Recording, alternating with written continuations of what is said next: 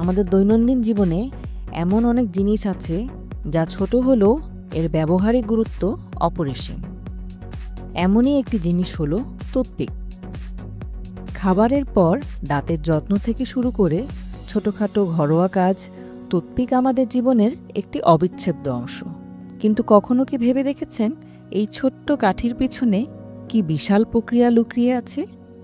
আজকের ভিডিওতে আমরা জানব কিভাবে একটি সাধারণ টুথপিক তৈরি হয়, কাঁচামাল থেকে শুরু করে প্যাকেট হয়ে বাজারে পৌঁছানো পর্যন্ত। ভিডিওটি যদি আপনাদের ভালো লাগে তাহলে আমাদের চ্যানেলটি সাবস্ক্রাইব করতে ভুলবেন না। কিন্তু প্রথম ধাপে রয়েছে কাঁচামাল প্রস্তুতি। টুথপিক তৈরির মূল উপাদান হল কাঠ। সাধারণত বাঁশ বা বীচ কাঠ ব্যবহার করা হয়। কাঠ সংগ্রহ করার পর সেগুলোকে প্রথমে বড় বড় টুকরো করে কাটা হয়। এই কাঠ টুকরোগুলো শুকানো হয় যাতে এগুলো মজবুত এবং সঠিক আকারে রূপান্তরিত করা যায়। কাঁচামালের মান নিশ্চিত করতে প্রতিটি কাঠের টুকরো পরীক্ষা করা হয়। এর পরের ধাপে রয়েছে কাঠ প্রসেসিং প্রক্রিয়া। শুকানোর পর কাঠের টুকরোগুলো একটি বড় মেশিনে পাঠানো হয়, যেখানে সেগুলোকে আরও ছোট এবং পাতলা শীটে রূপান্তর করা হয়। এই শীটগুলোকে নিখুঁত আকারে কাটা হয়, যা টুথপিক তৈরির জন্য উপযুক্ত। প্রতিটি শীট মসৃণ এবং পরিশুদ্ধ করার জন্য একাধিক ধাপে প্রক্রিয়াজাত করা হয়। এর পরের ধাপে রয়েছে টুথপিকের আকার তৈরি।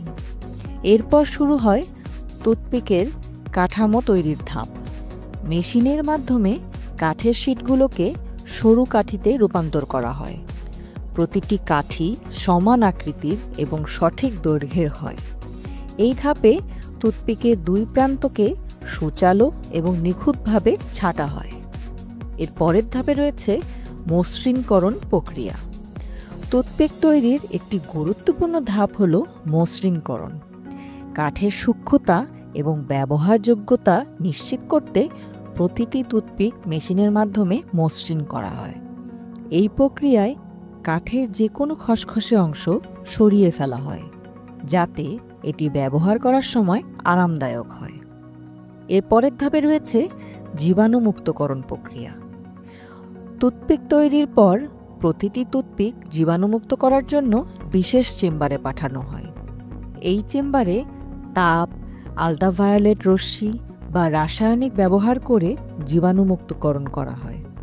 এই ধাপটি অত্যন্ত গুরুত্বপূর্ণ, কারণ এটি স্বাস্থ্য সুরক্ষার জন্য প্রয়োজন। এর পরের ধাপে রয়েছে মান নিয়ন্ত্রণ পরীক্ষা। টুথপিক তৈরি হওয়ার পর এগুলো মান নিয়ন্ত্রণের জন্য পাঠানো হয়।